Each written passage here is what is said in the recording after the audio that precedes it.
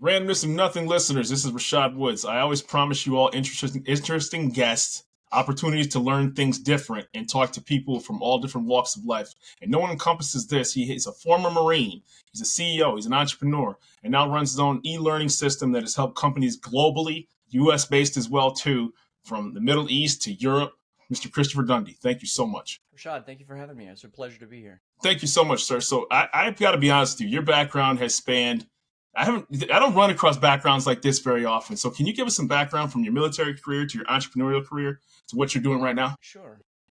Yeah, so I spent 12 years in the Marines. I was 7 years enlisted and 5 years as an officer. And when I got out, I wasn't quite sure what I wanted to do when I grew up. So I went back overseas and spent another almost 12 and a half years overseas teaching English and, teaching English initially in Korea. And probably 4.5 years into that, I discovered this piece of software, which at that time was really fairly new, called the learning management system. I'd never heard of one before. And they were using it in the school where I was working. And essentially what a learning management system is, for those of your listeners who may not know, if you walked into a company, any company, for example, a lot of times HR is going to put you down in front of a computer and you're going to go through some kind of maybe sexual harassment training or maybe some kind of OSHA training for safety purposes, something like that. So the learning management system is not the training, it's the software that the training sits on. Right. And so what the learning management system allowed us to do at that time, and these are now in pretty much every school in the United States, I think, it allows teachers to be able to put content online that the students can then access from anywhere, from at home. If they're on their way to school, for example, and they've got a Wi-Fi connection, they can access this content. And this was a game changer for teachers. And at that point, I fell in love. And this was about 2007 or so, and that's what I've been doing ever since. So I've worked with learning management systems and organizations in Korea, Japan, the Philippines, Saudi Arabia, Lebanon, here in the States for the federal government. I was the LMS administrator for the Peace Corps. And it's a wonderful platform. It's amazing. It's so versatile. And if you've got a learning management system, it's there forever and your users can access it whenever it's convenient for them. So that's awesome. When you talk about, a lot of times when people think of training, kind of, get that sort of, they roll their eyes a bit, so to speak, right? They're like, oh, great, let me just finish this module and let me get this over with so I can get the little click button that says completed, and then that's all she wrote. So how do you get people past that phase to actual engagement and actual learning? So first of all, I see that there is a progression that every organization goes through when they first start with e-learning, and you can't skip steps in the progression. You can make shorter periods of time, shorter intervals for each of the steps, but you can't skip them. And one of those is the kind of, click-through training that you have just described. So, I put my video or my presentation online, and the users just have to watch it, and there's no interaction.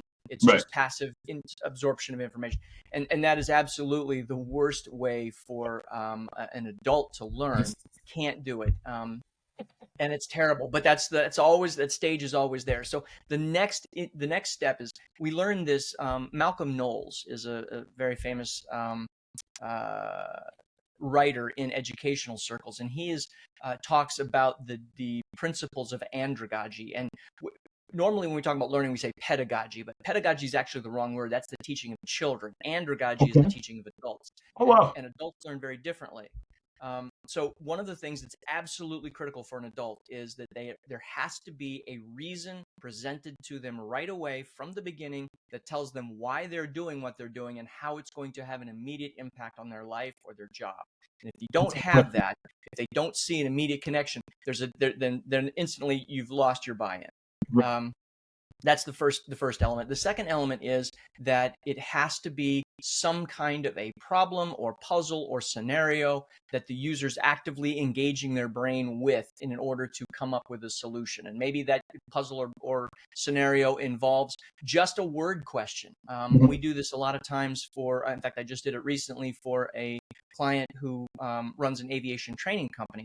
The situation is you are at 25,000 feet and this indicator light goes on. What are the 4 possible causes of that indicator light? And so even just that little change causes the user to put themselves mentally into a different situation, Right. that then engages different senses, and that will add to some of the ability for them to absorb that material without just kind of clicking out of it.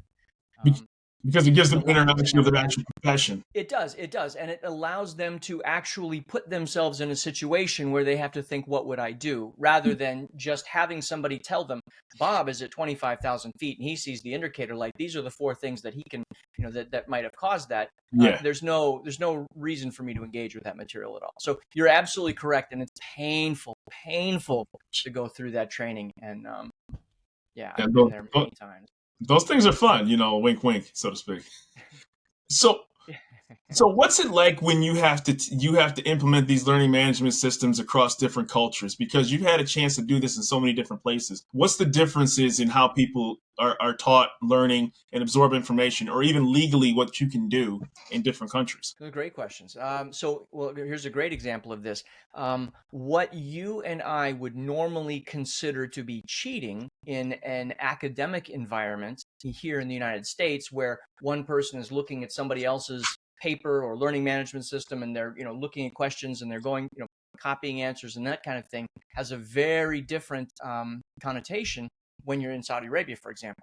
Oh, wow. In Saudi Arabia, that sort of, and I use this in air quotes, group work is a very common thing that you encounter. And as a Western instructor for the first time, that looks something. Oh wait, no, eyes on your own paper, eyes on your own computer, whatever. But you have to understand that is not. There's no stigma associated with that in the way that we have it. Right. And so from that perspective, when you adapt that perspective, now you have to start designing your learning so that it will cater to that kind of a user. So you have to start making group projects. You have to start making things where users are interacting. Right. It takes a little bit of a different mindset. That's amazing. And it's different. Yeah, and it's different if you go to East Asia, for example, because in a country, a very Confucian society like Korea, the teacher is on a pedestal, and when the teacher speaks, there's a definite senior subordinate relationship there, and the users will sit in the rows and do exactly what they're told, and so that has an entirely different set of parameters in which you're using to design your training. So a lot of fun, great experiences. I loved every minute I spent overseas. That's amazing, right? Because to customize across seas. I mean, and it's like you're launching a product, but before you can even launch a product, you have to be like, let me understand, even what department I need to talk to. You have people who speak English very well. I'm sure. Did your deployment overseas by any chance help you kind of get a leg up of different situations that you would encounter prior to somebody who would just be, hey, I need you to deploy the software over here with no familiar world backgrounds? It did, actually. So we did some deployments to Korea, and when I was in the Marine Corps, so I was going back there as a civilian instructor, and that was, so having that prior familiarity definitely assisted me there, and that was my first experience overseas as a teacher. So once I kind of had the jitters out of the way, it was easy enough going to other cultures. But yes, that was it. I worked in Korea. I worked in the Korean Army's Military Intelligence School as an instructor, and that was a lot of fun because I got to combine we were teaching their officers, staff NCOs, their special forces guys, and their Secret Service. The Korean Secret Service actually goes to that school as well. So it's really cool to see all of these professionals. I've seen some of their training videos. Like, I'm a martial artist, right? So I always try to just to segue. I have a black belt in Tung Soo Do, I have brown belt in Taekwondo. And the skill set that you've seen from those guys, you're just like, oh, the knives that they're taking, and you're like, this is unbelievable. I watch those videos, I'm like, you gotta be kidding me. They're incredible. I don't know if you do this in your martial arts training. I've never seen it before, but when we were over there, the Korean Marines their Taekwondo team did a demonstration for us, and they were breaking cement blocks with their foreheads. I mean, it was absolutely insane. I saw some of those videos, man. 50, they're just smacking that thing. First of all, I don't have the skill or the strength to do that, but I don't think I have the mental ability to just sit down and say, I'm going to try this. That's not happening. Yeah, man, that's a different level of beast. It definitely puts you in a little bit different place of where your skill set lies versus theirs, right? So it's like, hey, that's awesome. That's North Koreans come across the border. I'd be careful. Ooh. Yeah, that's a rough one because I've seen documentaries about one. That's a rough one. Um, Mm. so your company Flagship LMS. So what I've noticed is that one of your guys' hallmarks of your company was that you say it's much better to outsource this than insource this for companies. And you've seen the failures, I'm sure, from companies that did. And then they've reached out to your company and said, this was a complete disaster for us. Please go ahead. So what are the downfalls of a company trying to do it themselves? Well, so let's right off the bat, it's a fiscal question. If you're going to hire a learning management system administrator, one person who's going to be on the front end managing that system for you, you're going to be looking at $55,000, $60,000 a year for that person, plus their benefits. Right. Now, for that same price, and actually we're a little bit cheaper than that. For that same price, we'll actually monitor all your servers, host Wow. all of your site. We will provide you with the learning management system administrator and all the course builders.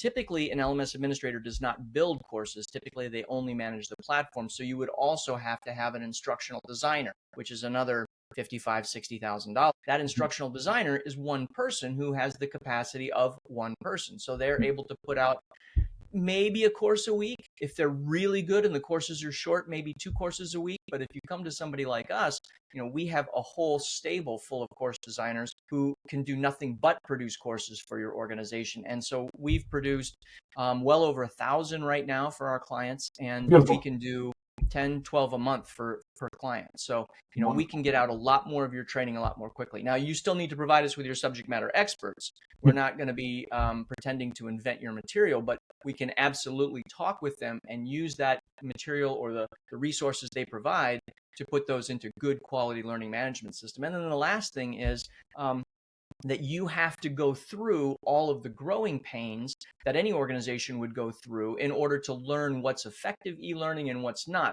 We've already been through that years ago. And so we can take you from zero to a really, really successful, productive, and a high ROI course right away, immediately. And so it doesn't make sense for you to spend all the money to hire somebody internally and then teach them when you can hire us and we can outsource everything to you, and you can just concentrate on your core specialty, whatever that is for your organization. Well, I have to imagine too that having that in the hands of one person of that sensitive material is not also a very good thing, right? Because ultimately, having one person in charge of your entire e-learning, if there's disgruntled employee for any reason or some sort of litigation that can get involved, there's one person in charge of your entire learning system of your entire company. And we've heard horror stories about Now,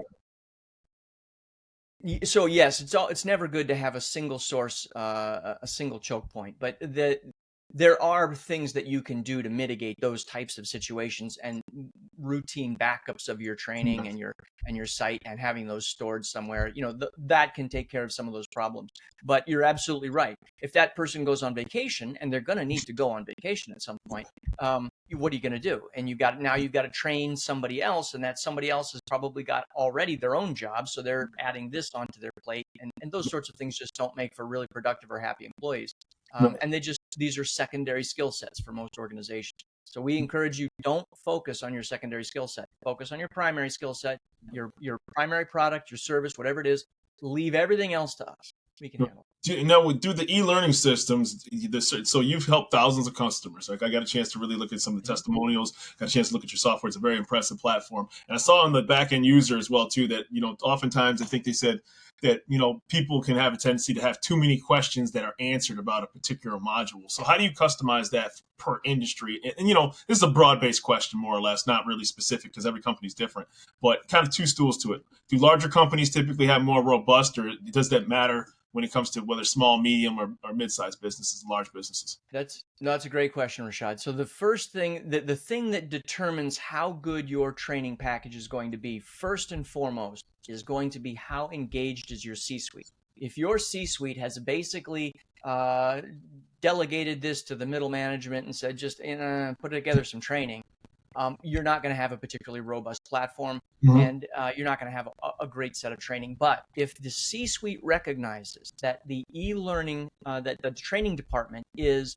a revenue generator rather than a cost center, and they take an active interest in what is on that platform, then you're going to have somebody, you're going to have a system that's going to be addressing the training needs, not just of those entry-level grunt employees in the first 2 years of their time with your organization, but it's also going to be meeting the needs of those middle managers who are looking to grow and potentially become senior leaders in your organization.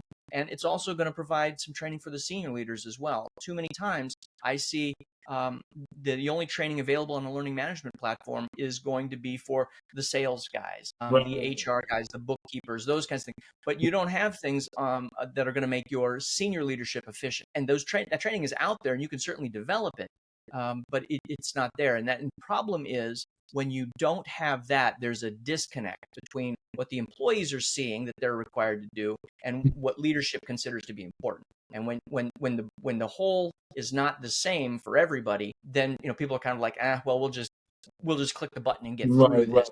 Obviously, it's not a big deal for them because they're not going to take any. I've always asked this, particularly now in the era of chat GTP and automation, right? So everybody's a subject matter expert. You can always get the answer as quick as possible. Suddenly I'm a nuclear physicist, right? Like, I'm the smartest guy in the world all of a sudden hosting a podcast, right?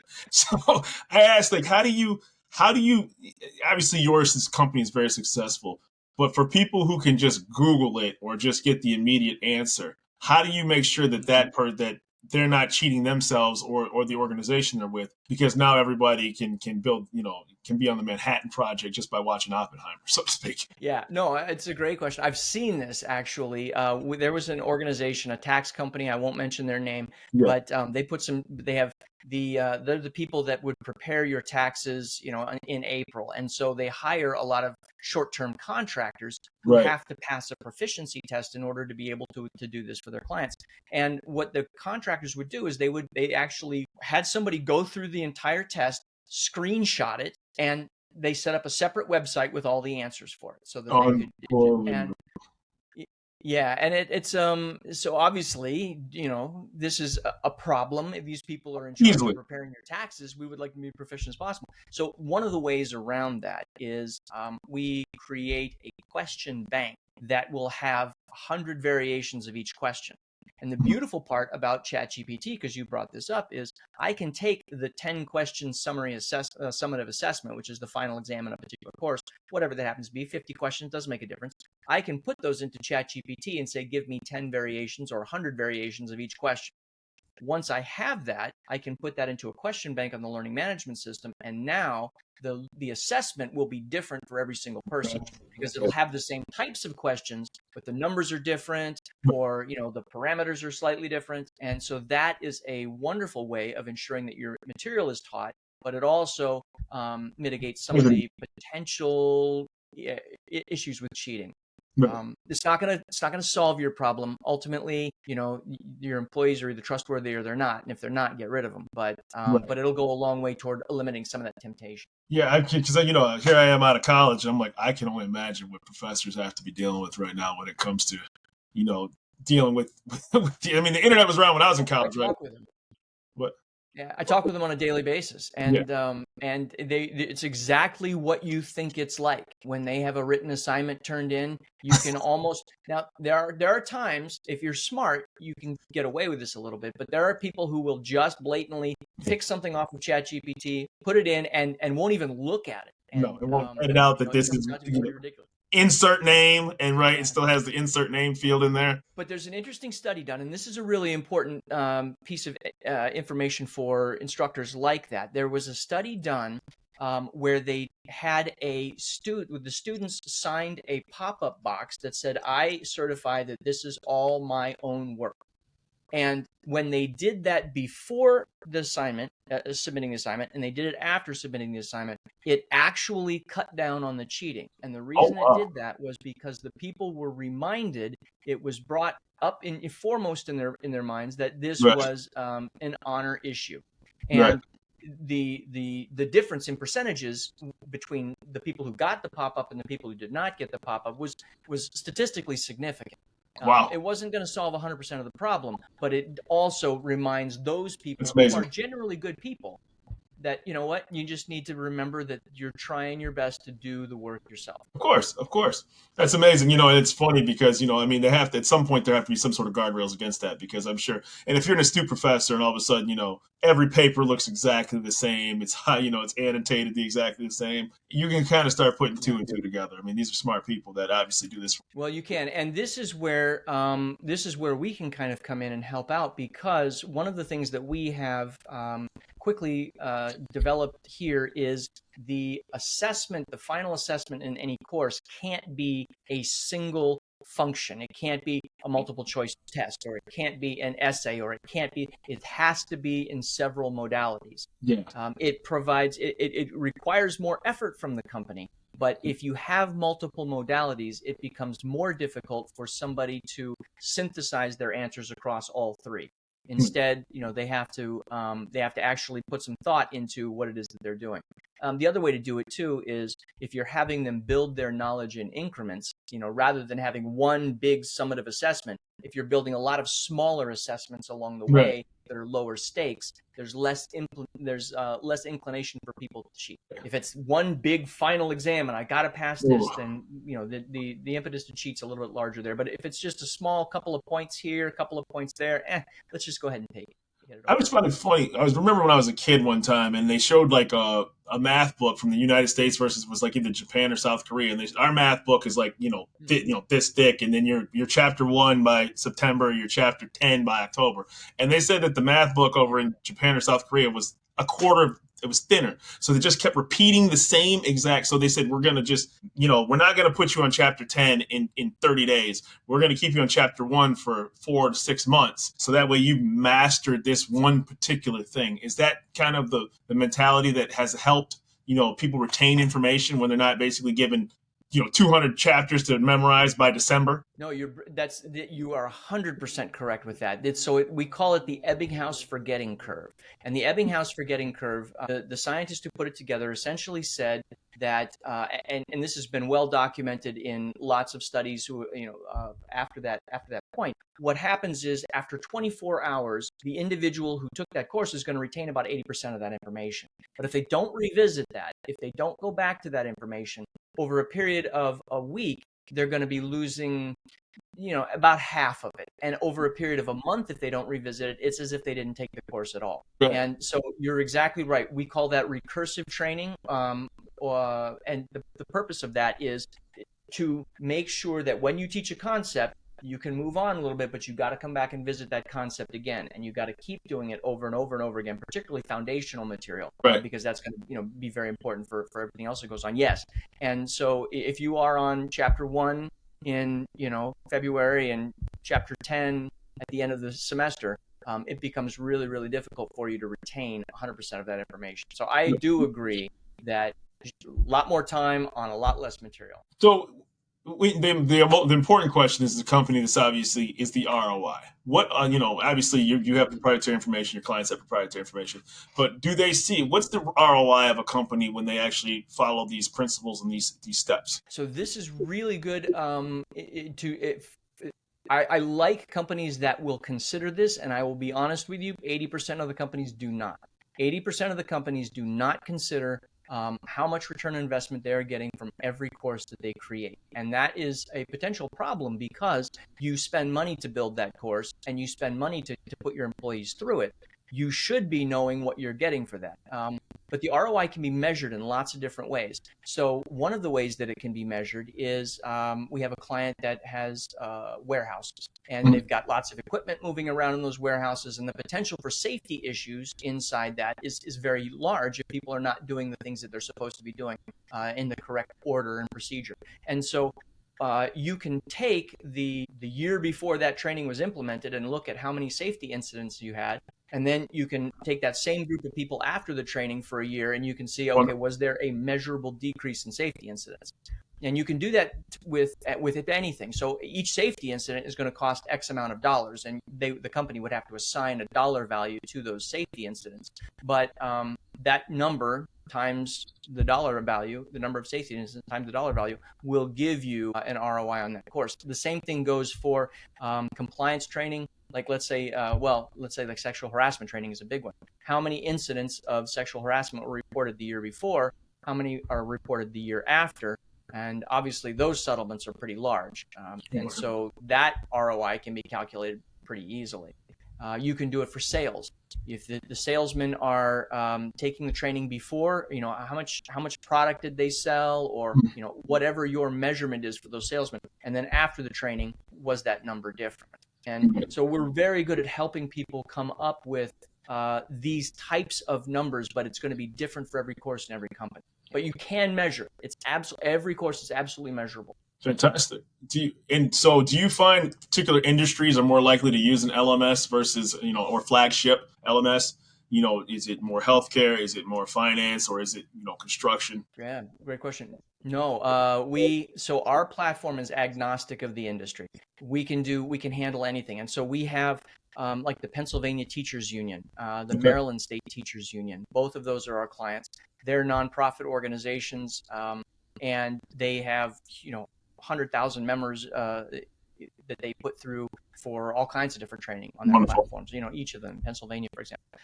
But we also have manufacturing companies, and the manufacturing companies are kind of interesting because they have resellers of their products. So they bring the resellers in so that they know how to pitch the products, Of maintain the course. products, Of install the course. products, do those kinds of things. But we can do that for, one of our clients is Junior Achievement. And so Junior Achievement is an organization that teaches elementary, middle, and high school kids about entrepreneurship, about budgeting, finance, those kinds of Right. business-related courses. So very different also there. We do have a healthcare organization. Johns Hopkins University has a pediatric pandemic network Unbelievable. where they have a Amazing. network of hospitals. So we can do everything. And the beautiful part of this is that's the part I really like about the job, because I get to learn a little bit about all these different industries that I would otherwise have never had any experience with. So that's kind of fun. I guess it's sort of kind of like your job, being able to talk with different people and learn a little Yeah. bit about what they do. Really broadens your view on the world and society. Yeah, and that's one of the reasons I created this show, right? Was because I wasn't necessarily great at one thing, but I was curious enough about a lot of things. So, it Yeah. got to the point where it was better to, I couldn't create a cooking show, so to speak, right? Because it's like, listen, man, I'm the stovetop stuffer king, right? You know what I mean? So, but for all intents and purposes, like, we're very similar in that regard, where it's like, listen, what fascinates me is the process. What fascinates me is how something works, irrespective of any particular industry. I love watching like the food that built America, or the roads that built America, or engineering. I've watched engineering disasters, not because people died, obviously, those are horrible things, but what caused it to Sure. go wrong and what was the fix from it, Yeah. right? So those are the things that you get a chance, in your journey of fascination and curiosity, to be able to actually put pen to paper, so to speak, and then put thought to process. So, I definitely know exactly where you're coming from that. I always ask this of every guest, where can people find Christopher Dundy and Flagship LMS? And I truly believe a half an hour doesn't encompass exactly everything that you do. Well, I appreciate that. I would love, so first of all, flagshiplms.com is our website. In the upper right-hand corner, there's a schedule a call with us. It's a free call. And genuinely, I want to talk to you regardless of what size your organization is, because I'm interested in how you solve your training dilemmas. And everybody's got them, and everybody has a different approach to it. And I always learn something from talking to people. So I definitely want to hear from you, but there is no obligation to the call. I'm not going to pitch you on the product. I just want to talk to you about your training. And if you've got questions for me, I'd be happy to answer them. Or if you'd like some feedback on how you're doing, and what would I do differently, I'd be happy to sit down and listen and do what I can to help you. But that to me is the greatest thing in the world. And we'll have a short conversation. And if you'd like to pursue something with us, that would be great. But if you don't, and then I got the information that I was really looking for, and I hope you get a little bit from me as well. I think in the competitive nature of business, online training tutorials, and talent needed, I think that's, obviously, I'm sure that people who talk to you revisit back later on, because it's very competitive out there. And I just have to ask briefly, how big is your staff? Like, how large of a staff do you have? We have 13. There's just 13 of us. Beautiful. And so with 13, yeah, and Personalized. we have the capacity because of it is very personalized, but we also have the ability, once your learning management system is running smoothly, people aren't building courses every single day. So Right. once your system is running smoothly, it's running smoothly. And Right. it is much like your refrigerator. You don't think about it. It's just there doing its job. Right. And so we're really good at setting up your refrigerator, and and we'll keep it humming along. We're the Maytag repair guy. We just kind of Nice. sit around twiddling our thumbs till you need us. Well, that's wonderful, man. I'll tell you one thing: you don't notice until it goes bad, right? And then, oh man, those things are oof, Yeah. they're a pain in the tail when they do. So Christopher Dundy, Right, it's always Rashad. a pleasure with Flagship LMS to be on this show and the Randomness of Nothing podcast. And I definitely took away a very engaging experience. I'm honored that you carved out time out of your busy schedule. I really appreciate it. Thank you so much for letting me talk with you, Rashad. Thank you. Have a wonderful day. You too.